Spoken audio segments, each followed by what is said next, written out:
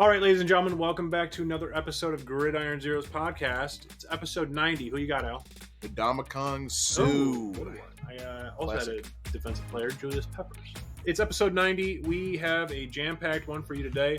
We got the mid-season review. We go through our records or our playoff predictions and compare it to the current settings. Or the current standings, I mean. Some of our predictions got stomped on, like Sue stomped on Aaron Rodgers nuts in that one game. That's right. He did do that. That was assault. And then we give out the mid-season awards, or we predict what the awards will end up being based on halfway through the season. We jump into Follow the Money, and then we get down to the Lions' 41-38 win over the Los Angeles Chargers, and then we kind of talk through the future of the Lions franchise for the rest of this year. And then cap it all off with the list of demands for the Bears game this week. Let's get right into it.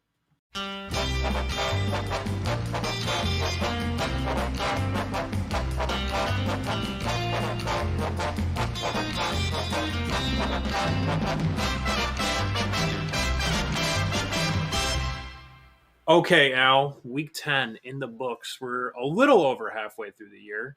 This is insane, you fool! It's flying by. Really fast. And it's crazy. I think it feels faster, too, just because of the Lions actually playing well. It very well could. A good record. It's like, I'm actually excited for the postseason. It feels like it's getting here faster and faster. Which is a good thing. We'll see. I think it is right now. Up until we get there. We'll see. And who knows what happens when we get there. But Al and I thought it would be a good time to review our playoff predictions and where those currently stand. So let's go ahead. We'll run through the current standings, and then we'll go through ours, because I think it will be funnier that way. I am genuinely curious as to how some of these are aging already. Some of them are not aging good. Oh, boy. Okay. Because if you go piss like a puppy, stay on the porch! For the current standings, let's go ahead. And we got in the NFC, we have the 7th seed is Minnesota currently. The 6th seed is Dallas. The 5th seed is Seattle. 4th seed is New Orleans. 3rd seed San Francisco. 2nd seed is Detroit. Shout out. 1st seed's Philadelphia. Not a lot of shock in there. I would say the most surprising one to me is New Orleans. But that's a dumpster fire, and that's really anybody's division still. Yeah, also I don't feel like we had Minnesota floating in here. You didn't. I didn't. Come on. But go on. New Orleans is 5-5. They have Tampa Bay at 4-5, Atlanta at 4-6, and then Carolina at 1-8. So that I would say that's the one big shocker. I mean, we talked about it a lot. It's like it never felt like it was like this division was going to have someone just run away with it. Yeah. Like it was kind of open. I thought we both thought the Panthers were going to be better than they were, and that I is almost not going well. I don't think I have your records down in my notebook, but I might have mine. But let's go ahead. Let's go through what I had the NFC playoffs coming out to be. In the 7th seed, I had Carolina. Dead wrong. You also had Carolina in the 7th seed, so that one aged like piss. I had Minnesota in the 6th seed, so that one's aging well. You had Seattle in the 6th seed, so we got 2 teams right there. I had Seattle in the 5th seed. You had the New York Giants in the 5th seed. Another one that is aging like piss. Not good. Sleep in it, pig. This one, I don't know what we were thinking. I had Atlanta at the 4th seed. You had Detroit at the 4th seed. I want to say we had Atlanta at somewhere between 10 to 11 wins. Yeah, I can tell you right now. You had the Falcons with 10 wins, 10-7. I had them going 11-6. Yeah. So they would have to win out for you to get that correct. They would have to lose one game from here on out. Well, to get that correct. That's not going to happen. So yeah, we were a little bit wrong on that one. But they could still win the division. They could still win the division. With the 4 seed. Yeah, they still absolutely, could. Absolutely. I think 4 seed is at best is what that division's going to get. Oh yeah. Right? Whoever wins that that Yeah. dumpster fire is coming away with the 4 seed. I had Detroit at 3. You had Atlanta at 3. So we were both wrong with where we probably thought Detroit would be at this point. I mean, I don't think we ever would have guessed 2. No, So I don't think so either. But you know what? Like, yeah, 3-4 range though. By the time the season is over, like still within play. I don't know. Well, not 4 maybe. I think 3 is as low as they could probably go at this point. I would agree with that, and we'll get more into those talks in the line segment. I had Philadelphia. Our top 2 picks. You had Philadelphia at 1. I had them at 2. You had San Francisco or I had San Francisco at 1. You had them at 2. Which, no doubt, no brainer. So I think really the only one that is currently correct for both of us in terms of seeding and the team is you had Philadelphia finishing 1st, and I had Seattle finishing 5th. I think that's it. Yeah, but everything is neither like, one of us had Dallas. No. Yeah, no, nope. But I think a lot of these guesstimates for the teams that are in are pretty close to their spot. Oh yeah, 100%. I mean, it's just the 3 out of 4 with division winners. The hits like Carolina and the Giants on mine going to the postseason. Like, yeah, that's definitely not going to happen. So some of that stuff is a bit off, but for the most part, I mean, I think a lot of these teams still have a shot to kind of end up where we have them. All right, so AFC, Houston is at the 7th seed. Cleveland is at the 6th. Pittsburgh's at the 5th. Miami's in the 4th. Jacksonville's in the 3rd. Baltimore's at the 2nd. And Kansas City's at the 1. I would say the biggest... Well, Houston obviously is a huge shock, considering they were picking 2nd overall this past year. 1,000%, and we'll get into CJ Stroud in a little bit, I'm sure, but yeah, he's been huge reason as to why they are even in the conversation for the postseason right now. The one that is the most shocking to me, though, and this is based on how this team has played this year, I can't wrap my head around how Cleveland is 6-3 at the moment. Defense. I mean, that defense has to be the only possible explanation. Because even when Deshaun Watson is out, they somehow get wins. And when Deshaun Watson, who is not a good quarterback by any means, plays, they somehow get wins. They had no business winning yesterday in Baltimore. No business. Yeah. I mean, that defense is definitely carrying it. Their running game has somehow kind of stayed pretty potent, even without Nick Chubb, who's arguably the best running back in football. Yeah. Deshaun Watson is either serviceable or a pumpkin or just not on the field some weeks. So it is pretty baffling, but it just goes to show how good the defense is and how well coached they surprisingly are at this point. And to be, I mean, 6-3 in that division. That's pretty good. I would put Schwartz on a bigger pedestal than I would Stefanski. Fair. Right. All right. So the way that we had the NFC set up, I had Baltimore in the 7th seed. Could not have been more wrong about how dominant that team is. I don't want to make fun of you for this because I'm pretty sure I got bamboozled as well. You had Denver at the 7th seed. Mr. Unlimited. We both had Miami in the 6th seed, which isn't completely out of the question still, depending on the rest of their schedule. I don't know. That'd be a pretty spectacular fall for them to go. I mean, even still, Buffalo's at 5-4. Right. Jets are falling apart more and more every week. Patriots are targeting a top 5 draft pick.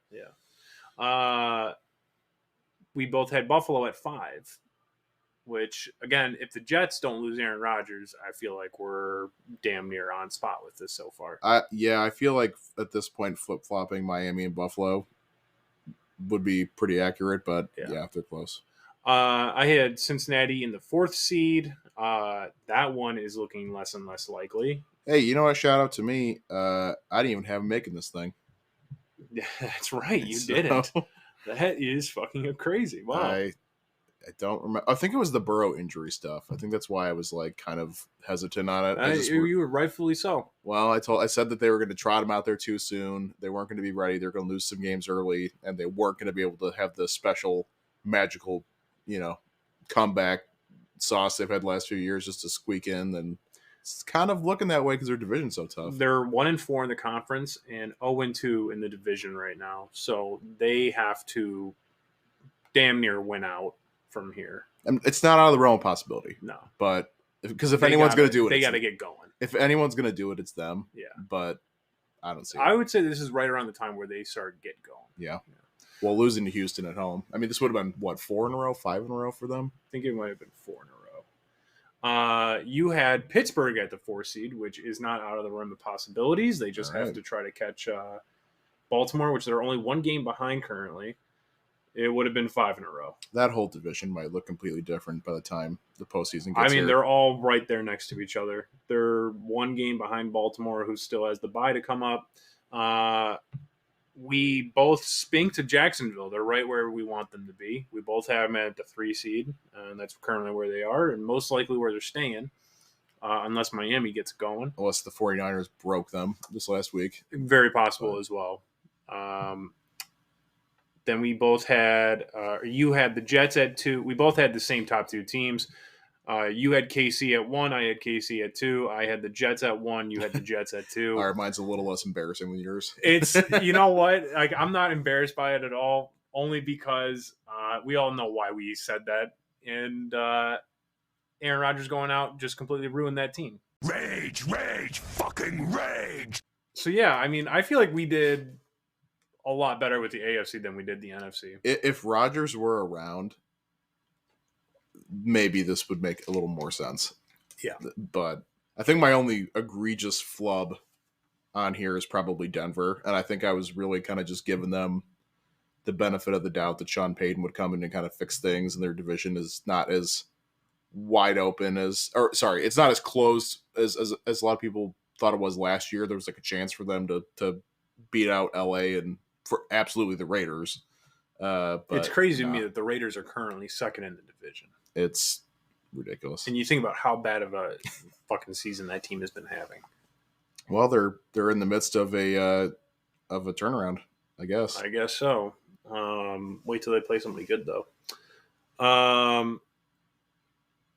All right, so yeah, with the divisions, we win. I think we're currently 2 for 4 on both sides. We both have KC and Jacksonville.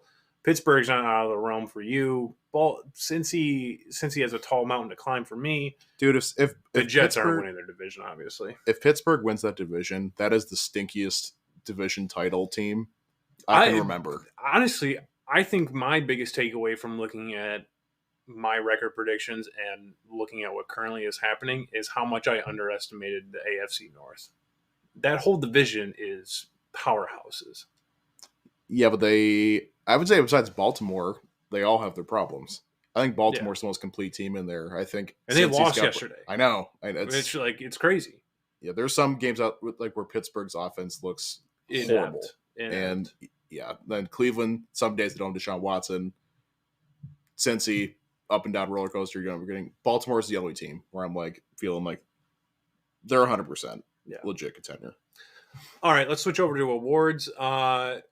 The mid-season awards include the MVP, Offensive Player of the Year, Defensive Player of the Year, Comeback Player of the Year, Offensive Rookie of the Year, Defensive Rookie of the Year, Coach of the Year.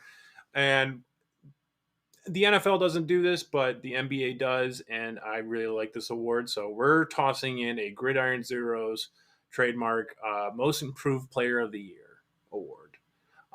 Let's start out with the most important one. Let's start out with MVP. Who's your MVP for this first half of the season? This might be a little saucy because it would be the first time in a long time that this hasn't been a quarterback. Oh, interesting. I also don't have a quarterback. I think it's going to be Tyreek Hill. Oh, that's my guess. The dude's on pace to have 2,000 yards this season, the best stats of his career, bar none, the best receiver in the league right now, in that Mike McDaniel offense, and like he's just having a stellar year. It's really interesting. Mine's Christian McCaffrey, and I can jump into that in a second. But neither one of us picked a quarterback. Did you find that none of the quarterbacks jump off the page. None of them, 1,000%. right? Like 1,000%. there isn't a quarterback that is having some incredible, sensational year. Lamar's having a good year. Tua's having a good year. Stroud is now starting to enter that conversation, even though it's kind of like, the Houston Texans are 5-4. No, that's exactly it. I mean, yeah, Lamar definitely was the top of my quarterback list, and Tua right under it. And they're both playing some of their best years for sure.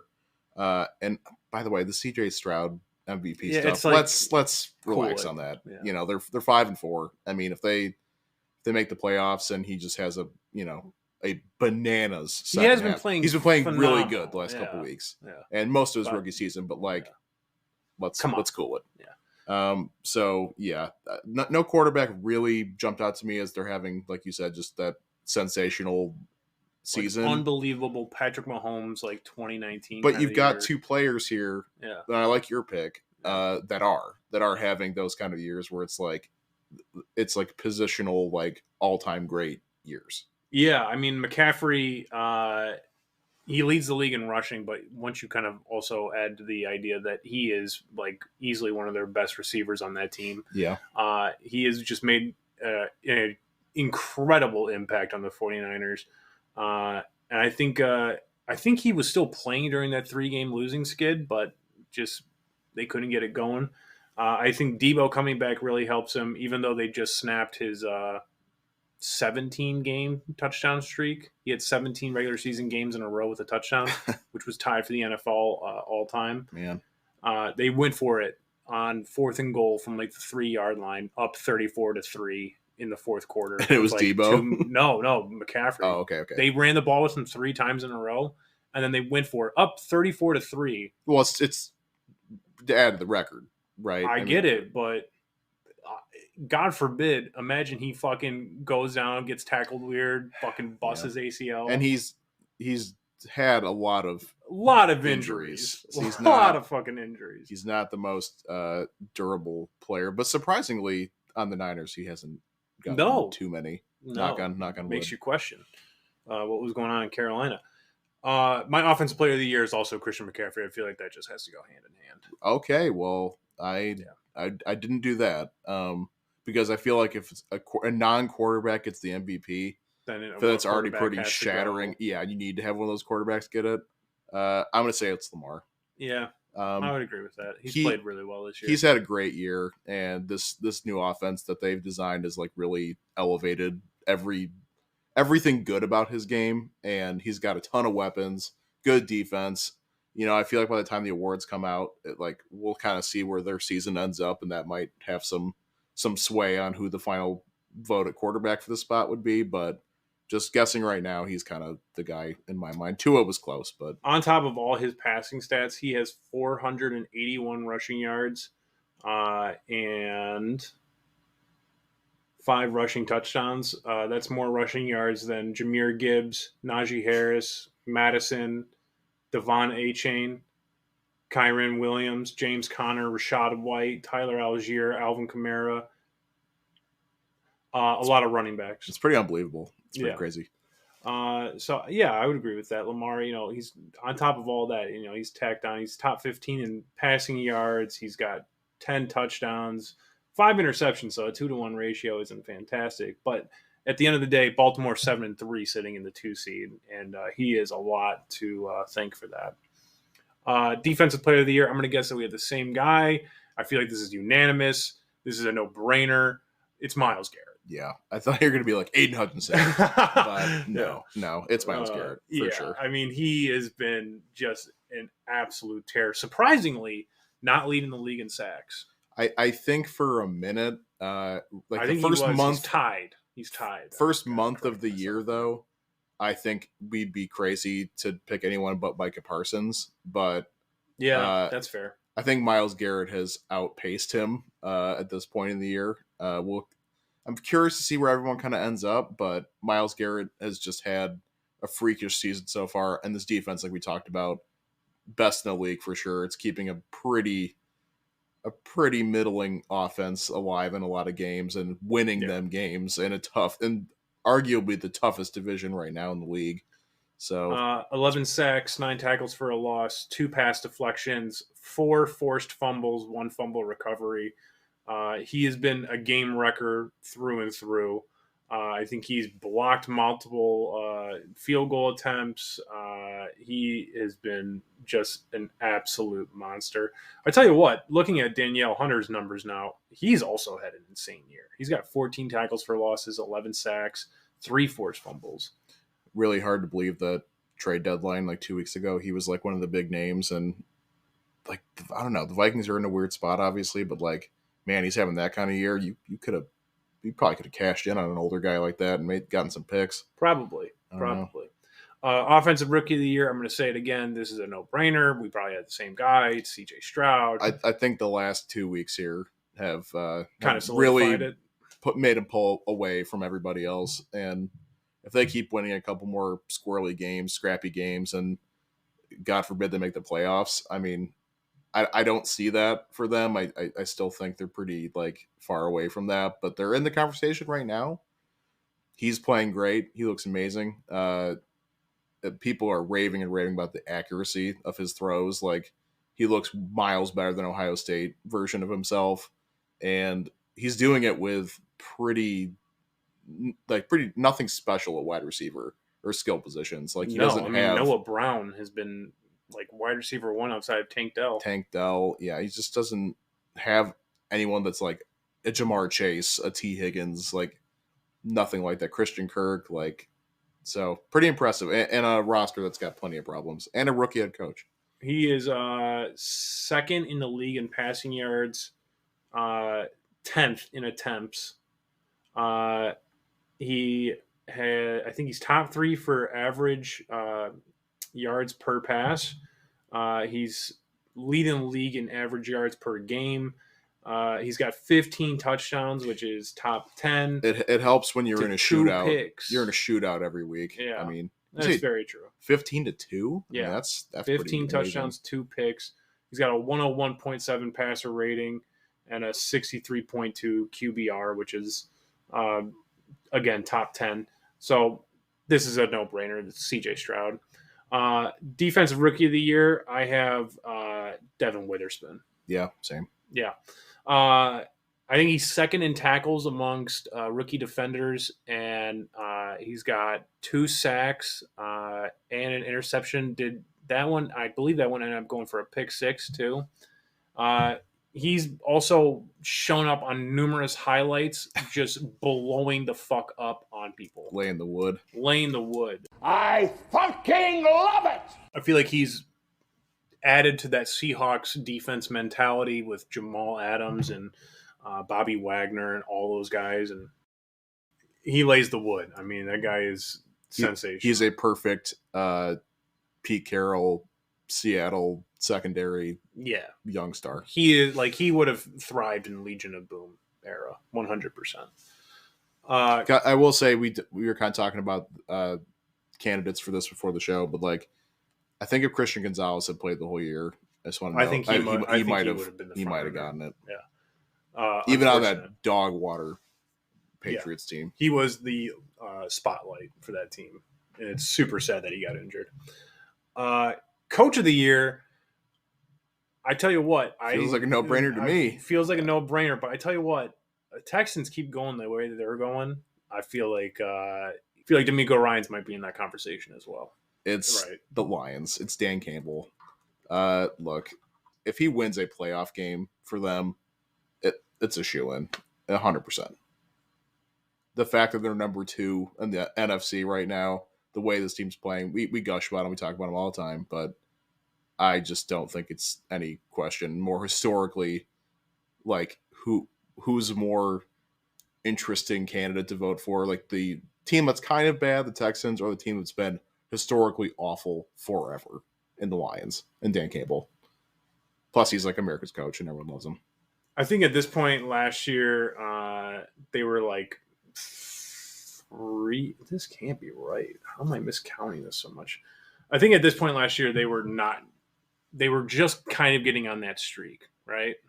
Yeah, because I think we played Buffalo on Thanksgiving, and that was like the first game that we had lost in maybe 2 games. Yeah, I I heard the last 19 games were like 14-5. So I think the math works out even higher. Because I mean, down the stretch last year, I think they lost 2 games. They won, I think, 8. So they went, I think, 8-2 down the stretch last year, 7-2 right now, 15-4. Oh, 15 is that what you said? I said 14-5, but yeah. That sounds right. Yeah, 15-4 in the last 19 with this team that I think before that they had lost.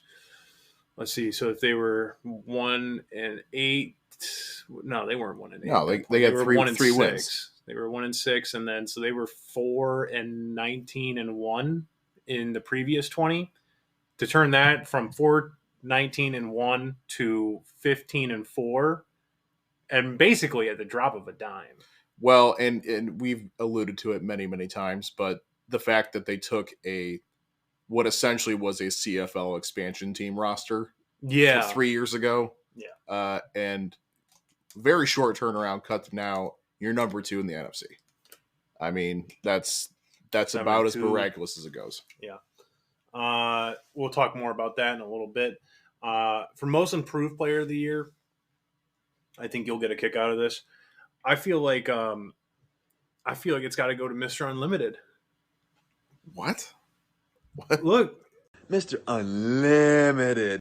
He's got 1,600 yards, sure, but he's got 16 touchdowns to 4 interceptions. He's played pretty decent, and when you look at it, he's lost some fumbles this year too. He's gotten sacked quite a bit, but when you look at it, I feel like he could not have been worse last year. He could not have been worse. He was pretty terrible. Everybody wrote him off. Everybody was clowning him. He's just played so much fucking better than how he did last year. Well, and they, again, we just have to see where they finish up for me to agree with that, because stats are fine. They're great. But like, also you need to win. Right. And he's not the only problem with that team, obviously, but yeah, they haven't been winning. And if they're not relevant at all, then it's pretty hard to say it's been a massive improvement, even if your statistical numbers are better. Most positions, you can make that argument, I feel like, but with quarterback, with that big of a contract on that big of a team and that window with that coach, and you're not even sniffing the playoffs, like, I don't know. Can't buy it. I would, based on these last couple of weeks, you could also throw this name into the hat, but I don't know if you can, because I don't think he started a game last year. But Sam Howell has been lighting the league on fire. He's been pretty good. Well. He has 17 touchdowns. He leads the league in passing yards. On top of all that, he's been sacked an astronomical amount 47 times. Wild. Well, the team's always been bad. But I have one guy for most improved, maybe, and I'd have to look at the stats. I just know every time I'm watching this guy, it's like, God damn, he became wide receiver 1 real fast, and he's looking really, really good. How about Brandon Ayuk? Kind of out of nowhere with the Niners.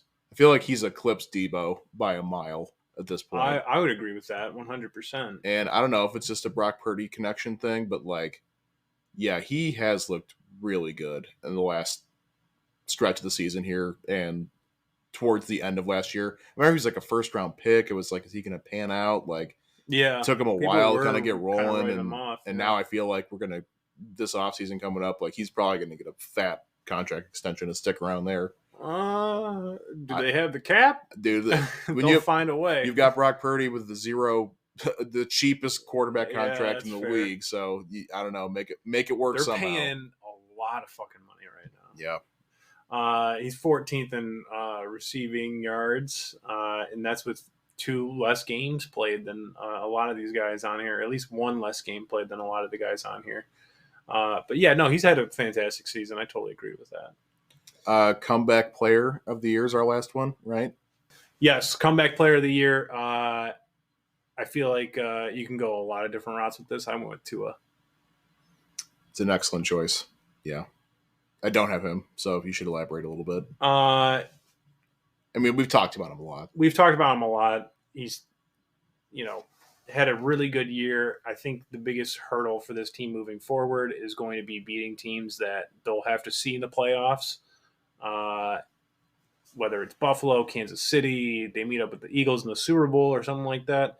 They just got to figure out a way to start winning those games. I think a lot of it falls on Tua. Some of it also falls on the defense. But outside of that, he has played really well in this offense. And it's crazy to think because there were points in this offseason where he was talking about walking away from the game because of how much those concussions impacted his health. He was really questioning whether it was worth it or not, but he's been sensational this year so far, outside of those couple of losses. Yeah, I agree. He's a great pick. I'm surprised he wasn't like the first person I thought of, but like, yeah, I have 2 names written down, and I feel like they both definitely depend on where their teams finish in the season / postseason potentially. But just because he's been a pretty interesting story, how about Josh Dobbs? I mean, if they go on a run here, like the Vikings, they keep, which they currently are. If they keep winning games and he keeps playing well, I mean, he looked pretty damn good in the last game. Yeah, I guess you don't really have to come off an injury per se to get this award because Geno won it last year. Yeah, it's just a comeback story, I guess, right? And he's a guy that has been on 6 different fucking teams in the last calendar year. He's been on a ton of different teams. Something like that, yeah. And yeah, he was on a team that was going nowhere real fast, but still played really well. And now he's like got a shot to throw to Justin Jefferson, Jordan Addison, and make the postseason. Yeah. I mean, it's pretty crazy. So it is. And I tell you what, man, he does look really good. I don't know what it is, but his evasiveness in the pocket looks unreal. Like the Saints were definitely having a tough time fully bringing him down yesterday. He was making good passes, good throws, nothing stupid. With him playing that way, I'm telling you, the Vikings are going to be tough to beat. While they're not as close as they probably would want, they're still on the heels. They're falling off quickly, but if they keep winning, they're going to be right there with us come week 16. My second name, I'll just mention it real fast. Yeah. Also not an injury-related comeback, and I guess you can't have a comeback from just not playing well, but I don't know. I feel like if they end up making the playoffs somehow and his stats are decent, I kind of feel like Baker Mayfield maybe it's possible. Might be a name. I think Josh Dobbs or Tua are a lot more interesting and likely, but if the season finishes out with them winning that division and making some noise, then who knows? Baker has had a better year. He's played better. I tell you what, it's interesting. The odds favorite currently is DeMar Hamlin, which I've kind of seen some posts about it on various social media outlets, and I'd say the comment sections are not the most friendly about the selection. No. I'll leave it at that. No, I get both sides.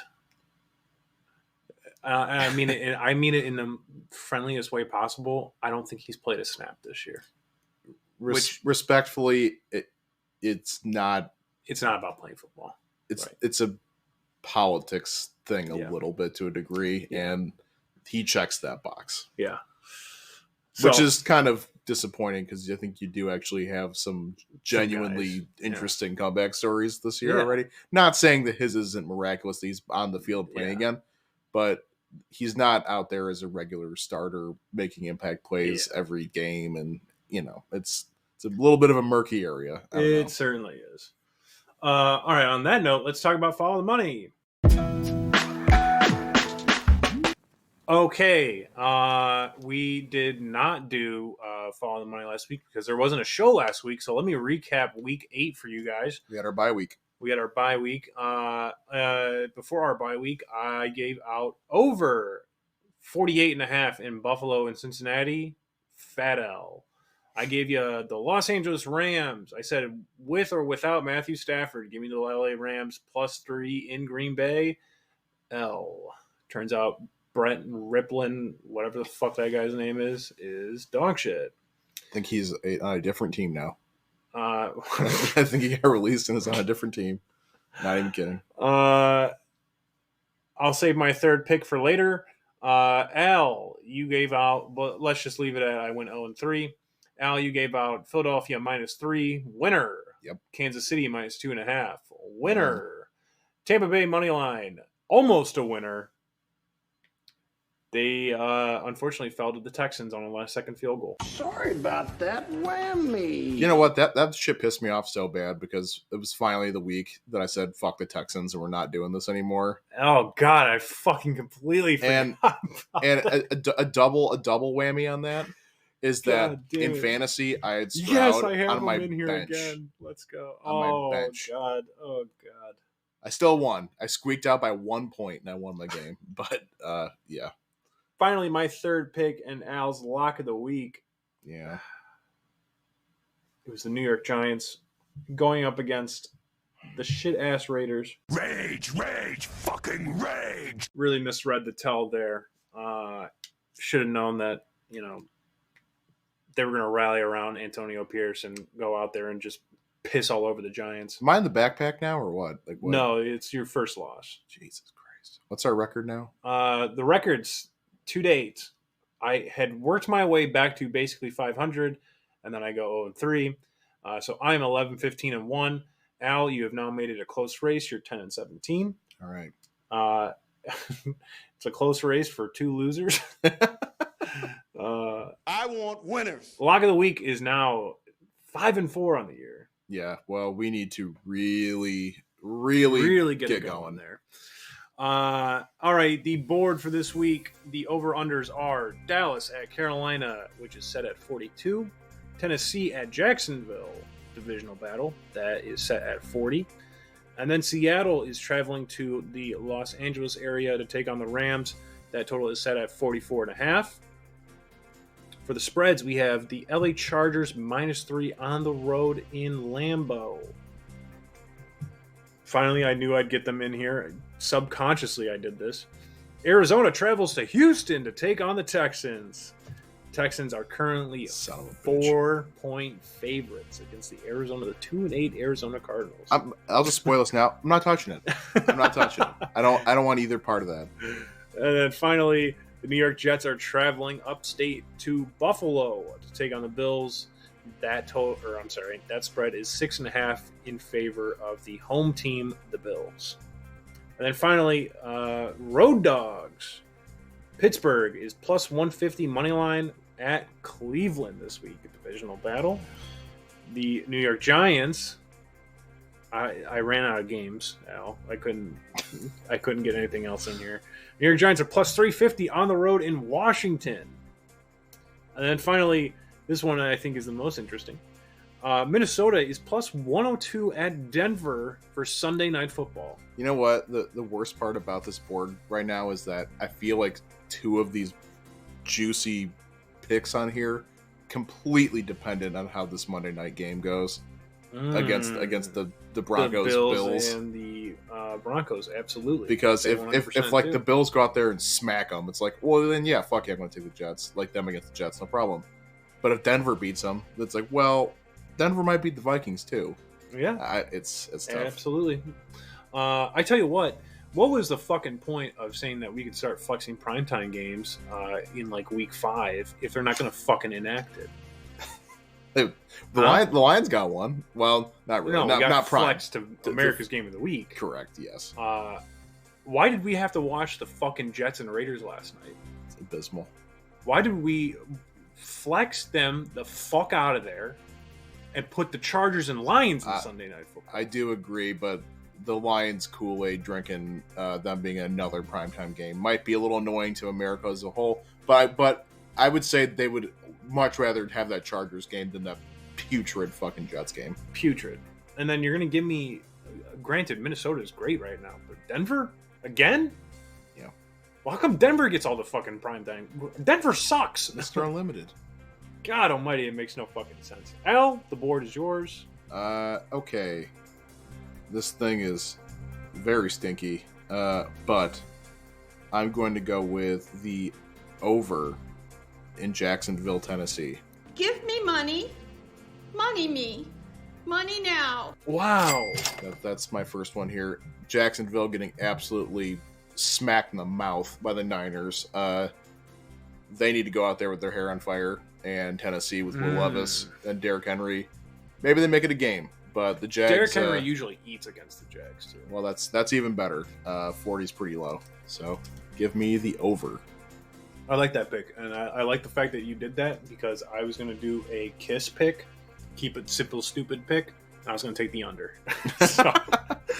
So I'm not going to do that. The fuck you say to me, you little shit?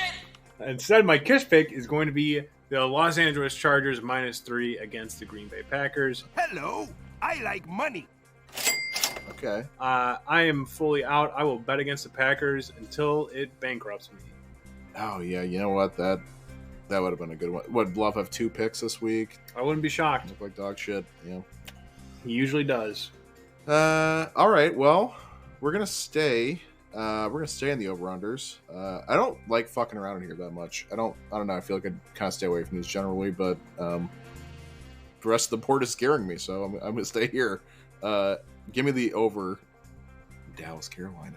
Oh, that's interesting. I'm going with 2 overs this week. Do you think Dallas can put up 42 points? See, if this was at Dallas, I'd say no question they would be putting up 40 in the fucking Panthers because that's what they've been doing against bad teams. Yeah. They are at Carolina. That definitely changes things. But Bryce it might Young not. Going against their defense? Yeah, that's what I'm saying. It might not. I mean, they You might took just the go over. Yes, correct. Okay. Yeah. They might go in there and just roll. And even in games like where the Cowboys will put up 38, I mean, the Panthers will probably get a score, right? Like a score. I don't know. I'm sticking with the over. Okay. Somebody else has to get buff-fucked by the Texans this week. Give me Houston, -4. Well, welcome to my misery. I probably look like a chump fucking taking all these goddamn favorites. Misery, misery, misery. That's what you've chosen. Especially the Chargers, considering the fact that Brandon Staley has not been fired yet. But you know what? Wild. I feel like the Chargers have to go out there and win that game at this point. That is a must-win for them. For the Cardinals, Kyler Murray's honeymoon is over. They beat a shitty Atlanta team. Traveling to Houston's a different story. I think Houston keeps the train rolling.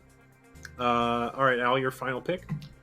We're going to revisit our strategy from last week a little bit here. Pick the superpowers. And while they are not a superpower right now, maybe they have time to ramp up and become one by the time the season ends. Their division's a little chaotic right now, and they're playing a rival in this game. Give me the Bills, 6.5. You're a fucking disappointment.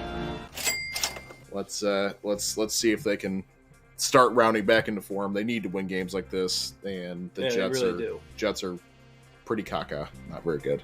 Pretty caca. All right, for my last pick, what do I want to do here? God, it's tough. It's a tough board.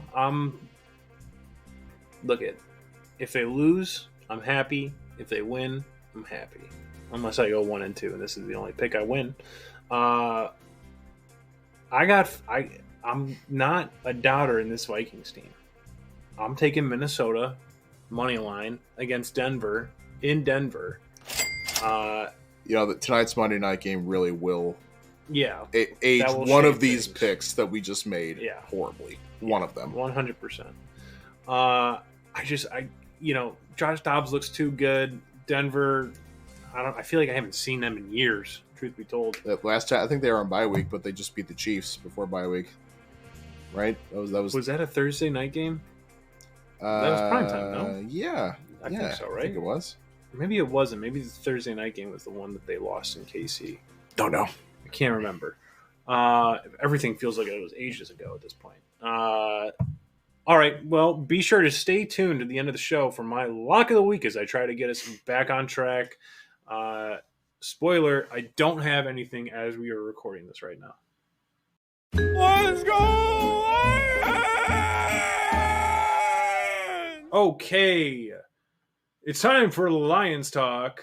Let's go ahead and recap the absolutely ballistic, crazy Supernatural 41-38 win over the Los Angeles Chargers. I hope all of you had the over and all of you had the David Montgomery rushing prop and whatever other scoring prop, because this thing was a points bonanza.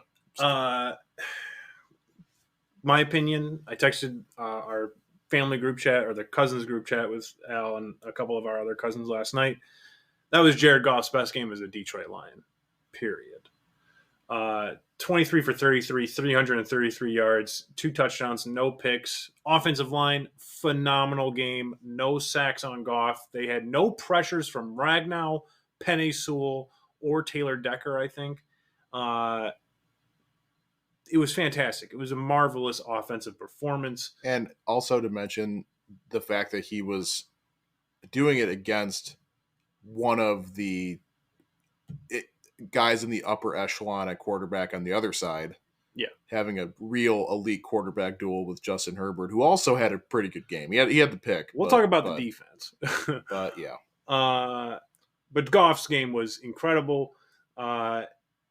He had, I think, 7 different receivers. None of them had more than 4 catches except for the fucking guy, Amon-Ra. He is just nasty. He bullies people. Fucking believable. He is like, I feel like it's mentally draining to try to cover this man. I feel like it has to be like as a DB in the NFL, when you're going up against Amon-Ra, he's putting up 8 catches, 156 yards, and a touchdown on you, and he's beating you down the field repeatedly, and then he comes in, runs a little slant, and then takes that for 20 yards. Like, you just have to lose so much confidence in your game when you're going against Amon-Ra. 7th straight game with 100 and... I don't think it's straight. I think he's now tied. I think he has 600-yard games this season. He's tied with A.J. Brown, who I believe has had 6 straight. Because I think Amon had one earlier this year that was like 8 catches for 56 yards and a touchdown. But regardless... Another monstrous game. I think the bigger story, though, is also our run game looks incredible. Yeah, we really needed Monty back. Yeah. 12 carries for 116 yards, including a 75-yard house call. Did you see the funny little stat about that play? No. The longest run since 2011. Guess who it was? Reggie Bush. I don't know who was it? Javid Best. Oh, my God. A little blast from the past for you. Jahmyr Gibbs had 14 carries, 77 yards, 2 rushing touchdowns. He also tacked on 3 catches for 35 yards. Yeah, sorry. Just to say, too, thank God we have Monty back. Not to detract from Jahmyr Gibbs. He's finding his stride now. He's been excellent the last couple of weeks. We finally got him in a stride. Just the two of them as a tandem, though, is really going to be phenomenal. It's lethal. And especially if Monty, that 75-yard touchdown play was phenomenal. And also, I have to shout out, because it was, if this player doesn't make that block, Monty doesn't score. It's a 50-yard run, maybe. Yeah. Jameson Williams was full on sprinting to get a block up on Monty, to spring him loose. By doing that, he also blocked out Derwin James from behind. It was a phenomenal play from J-Mo as well. And Monty doesn't score that touchdown if J-Mo doesn't come up there and make that block. Yep. That gives me hope. Plays like that gives me hope. Because, at least he's out there not fucking moping around and shit. He's playing hard every play. He did have a touchdown yesterday that got called back. But he recorded 2 catches on 2 targets for 18 yards.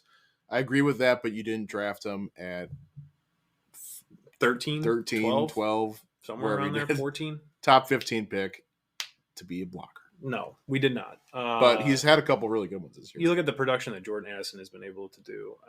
He's the only guy besides TJ Hawkinson now. And also the dude that the Chargers took this year. He kind of had his coming out game against us yesterday. No, he had a couple good plays. He had a couple good plays. First touchdown? Let me tell you, he has been pitiful this year. No, I know, but at least he's like had that game now where he's on the radar. I'm willing to bet he will remain pitiful after this week. All right. Quentin Johnston is who Al is referring to, at 4 for 34 on 4 targets, so he didn't have any dropped catches, which is good. But he also did have a touchdown late in the fourth quarter after 7 plays from the 1 for the Chargers. Fucking bums. We need. I think we really do need to start getting J-Mo more targets. You know what I found out yesterday that was really shocking? And I know that J-Mo actually is probably a big part of this. Did you know that we're second in the league in drops? That's really interesting, isn't it? Yeah, I don't. Other than J-Mo. Yeah. I guess I some from Reynolds maybe. I feel like it was more noticeable yesterday for some reason, but I feel like I saw Kenny drop some passes. Reynolds dropped some passes. Didn't know that. Didn't know that. So that was really interesting to kind of hear. But I don't know what they have to do to get J-Mo more targets. Well, interestingly, at this point, it has to be a preference. Interestingly, it's kind of like the same situation as Gibbs. Like where Gibbs really started rocking and rolling here when he got the touches. Yeah. When he got the time into on the field. Rhythm. And his plays were designed for him, and he was like part of the game plan. J-Mo's still like a little like extra add-on to most plays. It feels like it's not like he's a primary component of them, and I don't think you're going to see the production that we all are salivating for from him unless he's got a ton of design plays for him and routes are schemed for him. I just don't think they're going to do that anytime soon, because why would they? Because their offense is great. Their passing game is great. If you add a guy like Donovan Peoples-Jones, he was injured this week, I believe, which is why he didn't go. It's just another mouth to feed. But yeah, it's another guy in the field, a really productive receiver too. Like not just a pretty standard like guy. Like he was pretty damn good on the Browns, and it's another mouth to feed. Less opportunities for J-Mo. I don't know if we're going to see a lot of the big plays we want to see this year. I think that's kind of just where it's at. I had a real issue with the offense a couple weeks ago. I was talking about, I feel like the explosive plays are no longer there. Listen to this tweet from Lions PR. Their offense in 2023 so far, they're first in 20-yard plays. They have 49.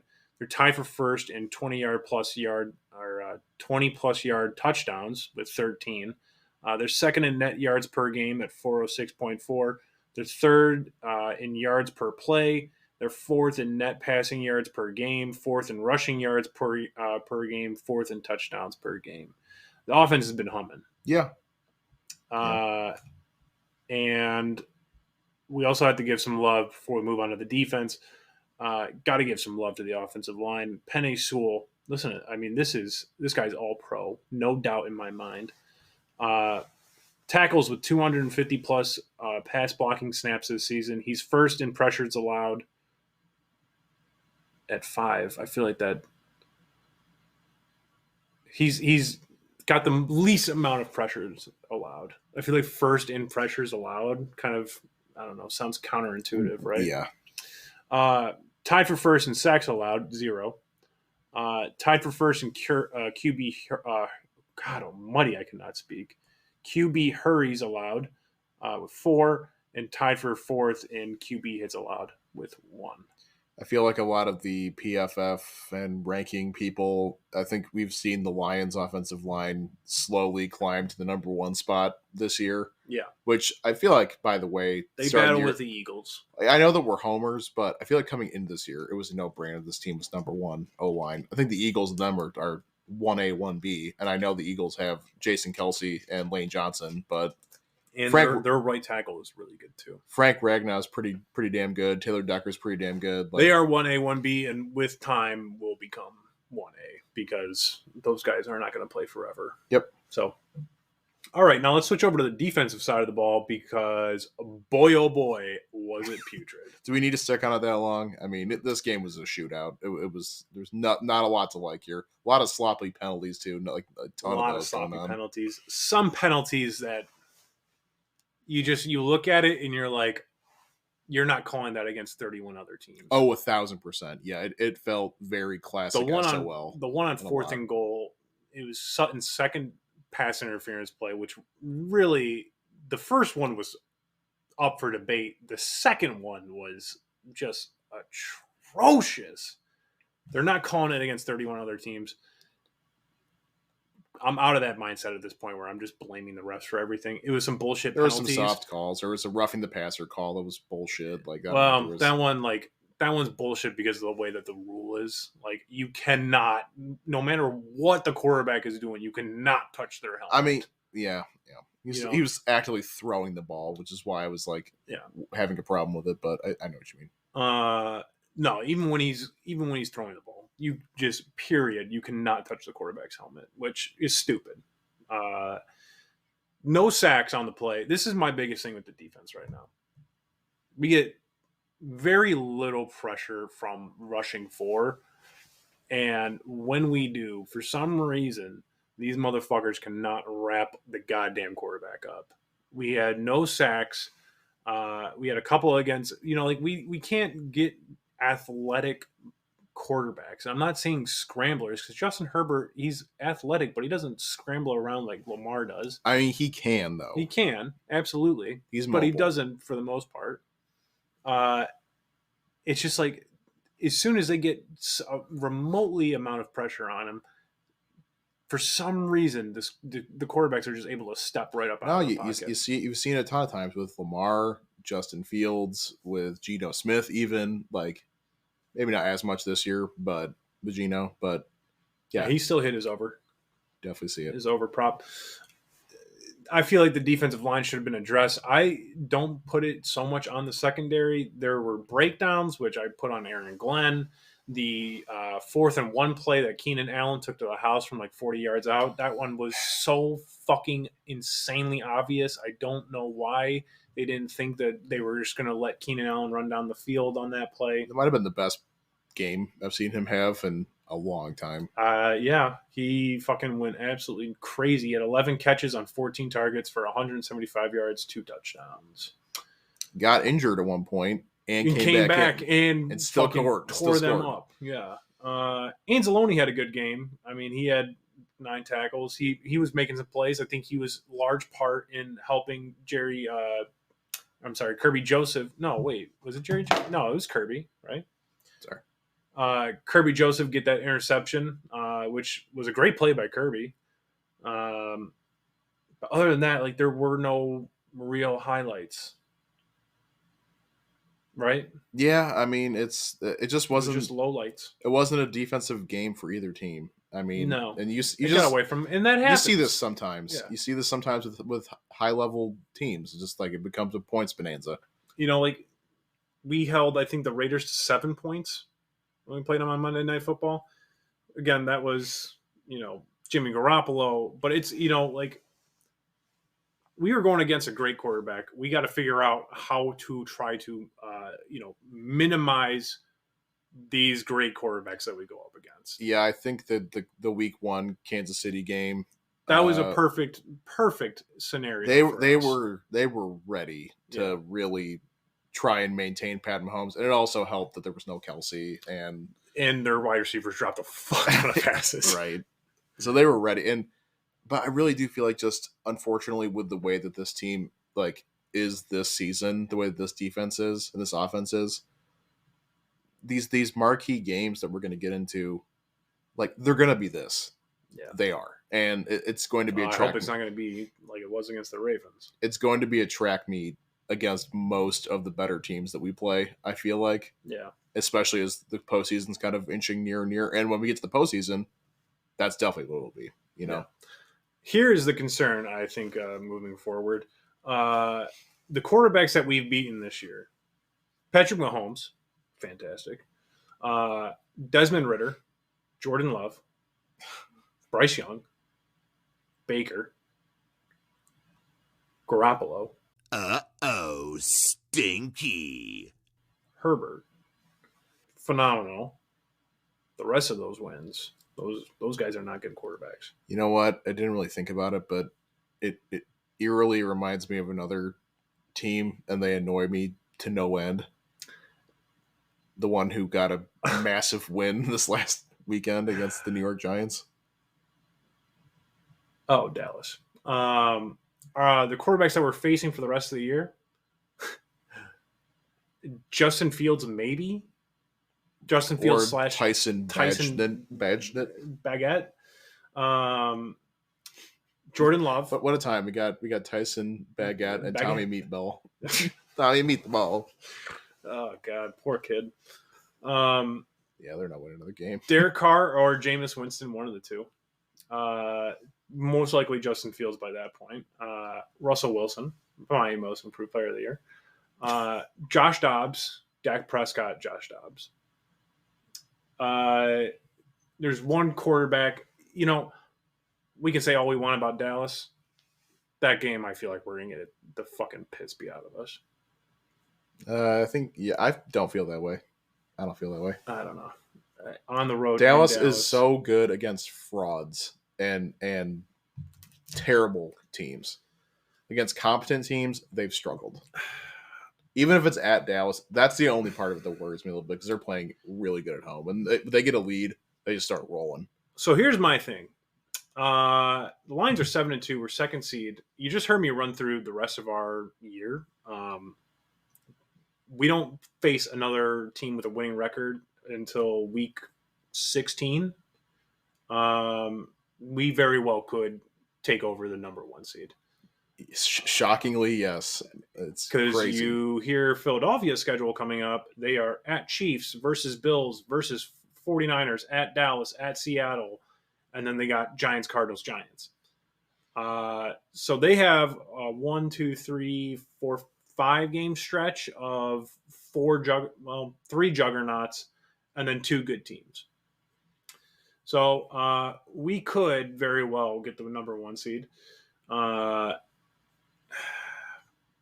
My thing is, I would feel so much better about going into the playoffs if this team had a signature win down the line. The Chargers are a good team. There's a reason why they're 4-5. They're flawed. They're flawed. Definitely flawed. They're flawed to hell. The one team that could have been a signature win, but instead was a fluky blowout, Baltimore, right? Even Seattle. Seattle would have been good. Yeah, absolutely. I would say we go into Dallas and beat Dallas in Dallas. That will ease the worries a little bit. You handle both games against Minnesota. That really helps. But if this team just ends up, winning the next 1, 2, 3, 4, 5 games, and then we split with the Vikings and lose to Dallas, and regardless whether we get the 1st seed or the 2nd seed, I think this team could be put on fraud watch. It's really interesting hearing this because this sounds like someone who has no idea how to accept the fact that they're a top 3 NFC team. If we're the 2nd seed, we're facing somebody like Minnesota. We're facing somebody like, God forbid, Seattle, or not God forbid, but Seattle, which honestly, they've beaten us the last couple of times. But the Baltimore game is the only game this year with them. To me, that was an absolute fluke. You throw that away. It's outdoors, by the way, which Goff does not play well outdoors. Yeah. But you take that one, it's its own thing, fine. But the thing about this team, even if they play chumps the rest of the way here, for the most part, like the Bears, and they have a couple layup games here and there, and they have a really good record, and they have a really high seed, and then they get to the playoffs, kind of like you're saying, it's like, what's going to happen against, an iron sharpens iron, good matchup. I feel like besides the Baltimore game, they've matched up pretty well with everybody else. I mean, the Chiefs was a huge test. Absolutely. I think the Chargers were a test. I wouldn't say they were the biggest test in the world. Even the Seahawks, it became a one-score game. I mean, they're not getting destroyed by good teams. And I feel like they mentally always show up to play those games. Those are the ones I actually worry about less because it's like, well, if you're playing a really good team, it's just going to be a competitive, tight game either way. I don't think you're going to roll a lot of these teams with this defense. I think the offense could. go off, but your defense is not good enough to hold those guys down yet, I guess. No, I would agree with that too. And one thing that does help this case is that they haven't lost to anybody that they shouldn't lose to, or they shouldn't lose to, right? Yeah. They've handled their business against Atlanta, against Green Bay, against Carolina, against Tampa, against the Raiders. They win a really close one, a really great game against the Chargers, which was awesome to see. Same thing with the Chiefs. They drop a close one to Seattle, which was a tough loss, and then they had the fluke game against Baltimore. But if they keep handling their business, we should not lose to the Bears. We should not lose to the Saints. We should not lose to the Packers. Broncos that's home. We should beat the Broncos at home. All those games. I don't know what's going to happen with Minnesota. Look, at the very least, with the Vikings, you split. Yeah, you're not getting swept by them. At least, at the very least, you're splitting. So I would put that Dallas game as like, for me to feel 1,000% confident going into these playoffs, because right now, the Vikings are the 7th seed. They're 2 games up on the next team. Yeah, you know what? It's not a very close race for that 7th seed. We're a little over halfway. We've seen a lot of action from them, and I feel like I already know how I feel about them. I don't think they're a perfect team. I think this defense is not the best, but it's got some really good playmakers. This offense is what they hang their hat on. Yeah. And when they have everybody healthy and ready to go, like you saw what they can do against the Chargers at full power. And if, God forbid, J-Mo get going and do something, like as a wide receiver, not a blocker, maybe Donovan Peoples-Jones is something to be happy about. This offense is what's going to carry you, and they can hang with just about anybody. Yeah. I don't think you're not a superpower like Philadelphia Niners Chiefs yet. You're not quite there. You're just below it. And I think that's kind of what they're just going to be. And that's good enough to do the Super Bowl. It is. Like, it's tough, but it's enough to get there. So I kind of feel like I've made up my mind, regardless of how the season plays out, unless they just lose all the rest of their games, which would be, a tremendous collapse. Right. Let's talk about the Bears game. Yeah, real quick. List of demands. I demand satisfaction. All right. For the team, win the turnover battle. This one's plain and simple. This team, the Bears, whether it's Baguette or Fields, I love this running gag where I think I'm up to 3 quarterbacks that I mispronounce their last names. Sorry about that. Whammy. Yeah, Baguette, Tommy Meatball, Levi, Will Levis, Levi. Yeah. You call him Levi? No. I call wait. What? It was Will Levi. Yeah. Okay. Will Levi and Tommy Meatball. We'll see who else gets added to that glorious list. I got my dad saying Tommy Meatball because we were watching the game and he's like, I was telling him about how we started calling him that, and by the end of the Raiders Giants game, he goes, "I'm going to lose my fantasy game because of fucking Tommy Meatball." Oh, that's so good. What was I?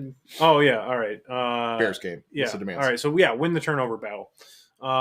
Offense, flawless red zone, flawless. They were better yesterday, but they still got stopped on 4th and goal at the 1-yard line. They could have had 48 points, but they got stopped on 4th and goal at the 1-yard line. So we didn't even talk about the 4th downs. Yeah, 4 for 5 on 4th down, which was good. The Chargers whipped theirs out too and won their measuring contest. It was like the most 4th downs games and or 4th down attempts in a game in quite some time, I think, which was really fun to watch. Although I wish our defense would have gotten the stop. Great TV. Defense, I'm going to keep it light. You obviously have to cause turnovers, and the offense can't cause turnovers. That's the team one. But I'm going to keep it light for you guys. No PI, no roughing the passer penalties. Clean that up. And finally, can I do the player prop this week? Yeah, absolutely. Yeah. I love this. How about a little revenge game? Oh, I did not even have him written down. What a great call. Let's get David Montgomery 2 rushing scores. Massive comeback week last week against a really good defense. Or, well, that's true. That's not true. A pretty bad defense, but with some good playmakers on it. But regardless, huge week. And keep that thing moving. Bears stink. Get some revenge against your old trash-ass franchise. And make a lot of people rich on DraftKings. That'd be great. Yeah. I'm going to add to that 100 yards. I know that might be a little bit tougher now that, he only got 14 carries. He only got 12 carries. Gibbs got 14. Chances are if he's got 2 scores and he's the leading rusher in that game, 100's not. 100's not out of the question. Too bad. And if we go up by a lot, which we did both times last year, they'll sit on the rock and then just keep handing it off to him. Okay. I love that, Al. That was a great. I had Goff continuing his success, but I love that. All right, let's close the show out. All right, ladies and gentlemen, thank you again for listening to another episode of Gridiron Zeroes podcast. You dumb bitch. Hell, don't call the listeners that. Jesus. Sorry, I'm on a Game of Thrones kick right now. I had to hit it. Be sure to follow us on YouTube, TikTok, Twitter at Gridiron Zeroes. Lock of the week. But it's a lock. Keep it simple, stupid. Al, you motivated me. I lost last week. So. You motivated me in our Lion segment. Okay. It's a revenge game. He does not like the Bears. Hammer the over on David Montgomery rushing yards. We record this on Monday. I cannot see the props. I don't give a fuck what they are. Hammer Montgomery rushing yards on the over. Lions prop bets do tend to work out for you better in this segment. Or you know what I mean? Yeah. I feel like you've got to. Usually it's betting against them. Yes. In this instance, I would 1000%.